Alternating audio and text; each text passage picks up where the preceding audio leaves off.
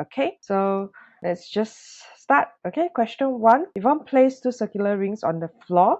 Radius of the big circular ring is 30 cm. It is 3 times the radius of the small circular ring. Okay, so whatever information you have, try to indicate on the diagram itself as well. Then what is the difference in distance traveled? Remember, they want you to leave your answer in terms of pi. Okay, let's look at this. So for this question, we know that there are 2 circular rings and one of it is the radius is 3 times the other. Okay, what is the difference in distance traveled? For this kind of question, very similar. As you can see, we are focusing on circles today. Okay, so for questions like this, what we need to do is look at the circumference as well. And before we can do that, we look at the diameter. Okay, we know that the radius of the big circular ring is 30 cm. So diameter of the big circle will be twice of it. Radius is just from center to the circumference. Then once we have this, we can have the diameter of the small circle because it's 3 times smaller. Okay, then after that, this is for a smaller circle. What do we need to do? To find the difference in distance traveled, we need to find the distance traveled for each circle. Okay, and distance traveled is just the circumference of the circle itself. So circumference of big circle is just 60 pi. Don't have to simplify. Circumference of small circle is 20 pi. Okay, there are 2 methods. You can take 60 pi times 5, that finds the distance for the big circle. 20 pi times 5, that finds the distance for the smaller circle, and then you find the difference. Otherwise, straight away find the difference between the the distance traveled for one complete turn, one circle, then times 5, that will give you the answer for the difference in distance traveled.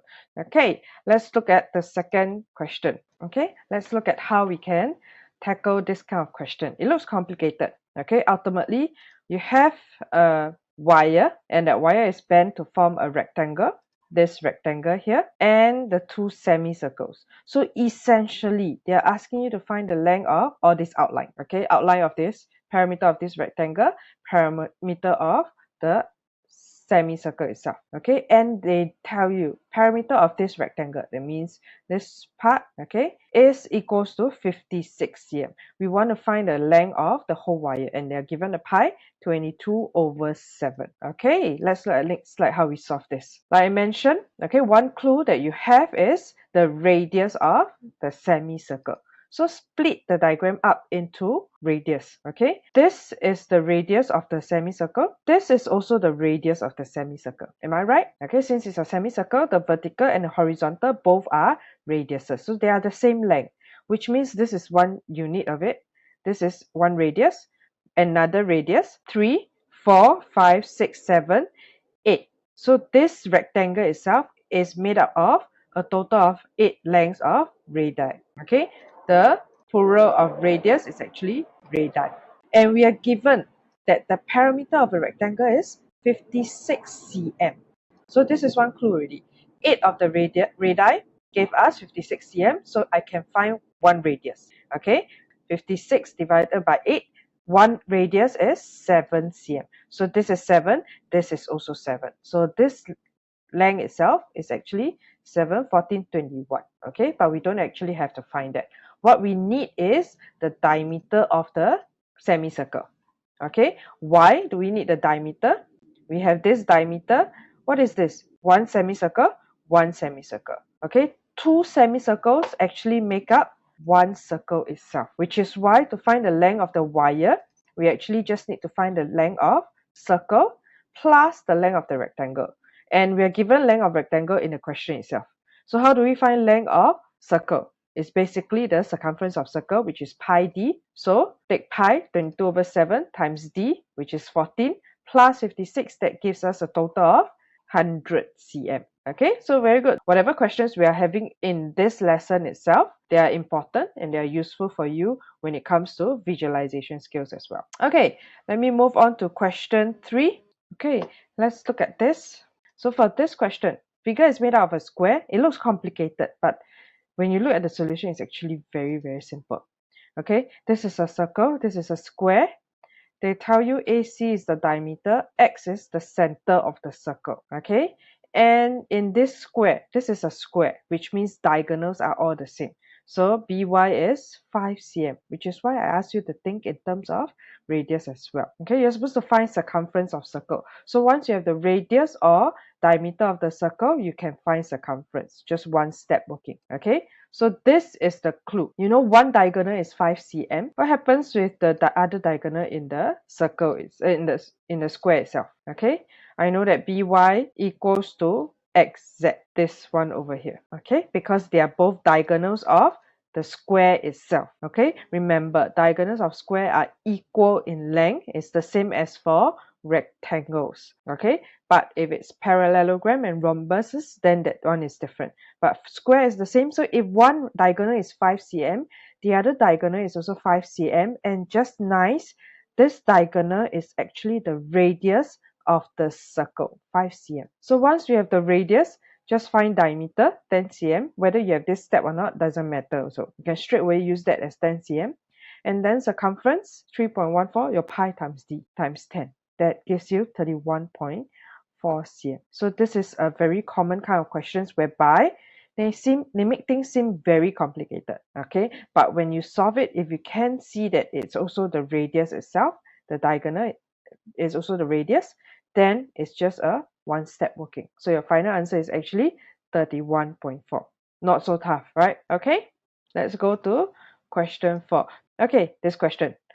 You have so many circles drawn on a rectangular piece of paper. You want to find the area taken up by all the circles. We have 28 identical circles. Again, there are always clues given to you. Okay, the paper has a length of 140 cm as well. Okay, which is given below. So you are supposed to find the area taken up by all the circles. This one is very straightforward. Just find one circle, you can find all circles. The thing is, how do you find the radius or the diameter of the circle? Okay, in this case, we have 28 circles and we have 4 rows given in this. So each row, even if you don't do this, you can count. There are 7 circles in the diagram itself. For a question like this, they are very nice. They give you a complete diagram. Okay, so you can straight away look at the diagram and you can count how many circles there are. There are certain questions whereby they give you a few circles here and then they dot everything. So you don't know how many circles there are in the whole length. Okay, those are tougher. But questions like this, they give you 7 circles. You have 140 cm as the length. So this 140 cm actually makes up the diameter for these 7 circles. Okay, so if I divide by 7, I can find the diameter for one circle. And that gives me 20 cm. Once I have that area of circle, remember, we are not using diameter. We are using radius. Okay, area is pi r square. So when we have the diameter, just find the radius, which is 10 cm. Then one circle is pi r square, 3.14, as given in the question. Okay, remember to use what they give you in the question for pi. Times 10 square, that gives you 314. Don't stop here. This is for one circle only. I need to find 28 circles. So times 28, I get 8,792 square cm. Okay, units are important, so make sure you have the correct unit. Okay, let's look at question 5. This one, make use of your visualization skills. Okay, let's look at this question. We have a rectangle with 3 semicircles. So where the 3 semicircles are here, this shaded portion, plus this bigger portion. Okay, so it looks like a diagram here. Then the diameter of the biggest semicircle, which is this over here, is 56 cm, which means this whole length here is 56 cm. They want you to find the area of the shaded region for part A, and they want to ask you for the percentage whereby the figure is shaded. So there's a mixture of different topics coming in. It's not just on circles, it's on percentage as well. Okay, and you are given a pi, you're supposed to round off to nearest whole number. Okay, so how do we solve this? Part A seems to be still okay. It's part B. Okay, then part A, what is the area of the shaded region? This is 56 cm. We know already. It's given in the question itself, which means the diameter of the smaller semicircle is 28 cm. Then radius of the smaller semicircle, 14 cm. Since we have diameter, we can have the radius. And how do we find the breadth of the rectangle? Where is this? This is 14 cm. What is this here? This is the radius of the bigger semicircle, the biggest semicircle. So if the diameter is 56, this is actually 28 cm. Okay, so to find breadth of the rectangle is just this 14 cm plus this 28 cm. That gives you your 42 cm. Okay, then area of rectangle, since we have length, we have breadth, we can find area of rectangle 2352. But that's not the end.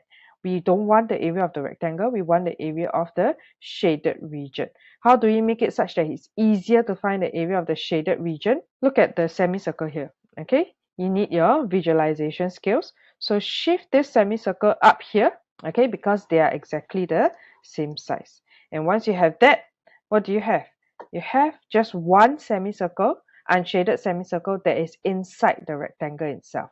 Are you able to find the radius of the area of this semicircle? Yes, because we have the radius of this semicircle also. Okay, so radius of area of semicircle is half times pi r square. This is your formula. Okay, half times pi, r square is 28, then that gives you 1232 square cm. Then one last step to find shaded region is just total area, which is area of rectangle, minus away the unshaded portion, that gives you 1120, okay, square cm. Yes, and that is your part A. Once you have your part A, part B is very straightforward already. We already have the shaded area. We have the total area, which is also the area of the rectangle. So to find percentage of shaded area, shaded figure, just take shaded area over total area times 100%. That is your part B. Okay, I know shaded area is 1120, which we found in part A. So the thing about questions like this is, if your part A is wrong, chances are your part B is going to be wrong, because you need to make use of your part A answer. Okay, then over total area times 100%, this one press calculator, you will get a value that's not a whole number. Okay, 47.6190 something something. Then this is not the final answer. You want to leave as nearest whole number, so round off, that gives you 48%. Okay, let's look at the last question for this lesson before we do the exit pass. Okay, this one. Again, like I mentioned, questions like this, you need your visualization skills because you need to shift. This is not going to help you. Okay, and we have 8 identical quarter arcs. Okay, and we want to find area of shaded figure. So in order to make things easier for yourself, shift the curved corners, which I mentioned just now, to this portion and this portion, or any other of the portions, quarter circle portions. When you shift it like this, it becomes one square. It becomes one square. So ultimately, you have a complete square here, and you can disregard the middle pieces because these are troublesome. Okay, so in the end, what do we need to find? We have 1, 2, 3, 4 squares. We have, and that gives us 8 times 8, area of 1 square times 4. So 256 square cm. Okay, then we have 1 semicircle and 2 semicircle. That makes up 1 full circle. That gives you pi r square, 3.14 times 8 times 8. Okay, once you have this, just add both together. Your final shaded area is 456.96 square cm. Okay, so very good. Those who have gotten it correct, it means that you are able to see in your mind, you are able to shift. Okay, remember, questions like this, they are not expecting you to find this area itself. Too tough already, because you're not given anything. How do we find this? Okay, unless you take the square minus the quadrant, not worth the effort. So always shift it such that you get nice shapes such as rectangles or squares or circles or semicircles. Okay, okay, one last question. This is very fast. So but you can have still have the same answer, right? Your working and step is okay? Yes, then it's okay. Don't worry. Different people visualize it differently. You shift it to different diagram, different areas. As long as you can get nice figures, that is fine. Okay, this one, very straightforward also. Okay, this question, I think those who have been with me right from the beginning, you should have seen this, and it is not as difficult as you think it is. Okay, sometimes clues that are given in the question itself are redundant. They're there to trick you. So this figure shows two equilateral triangle and a circle. So the two triangles, and then corners of a small triangle rest on the circumference of circle. Circle in turn rests on sides of the large triangle. Small triangle has an area of 120 square cm. They already give you this small triangle. So it's a matter of just shifting in your mind and making the small triangle upside down. So when you have this large equilateral triangle is just made up of 4 of the small equilateral triangle. So to find the total area, it's just 120 times 4. So that gives you 480 square cm. What happens to the pi? The pi is there to trick you. It's a distractor only. It's not needed in this question itself. Okay?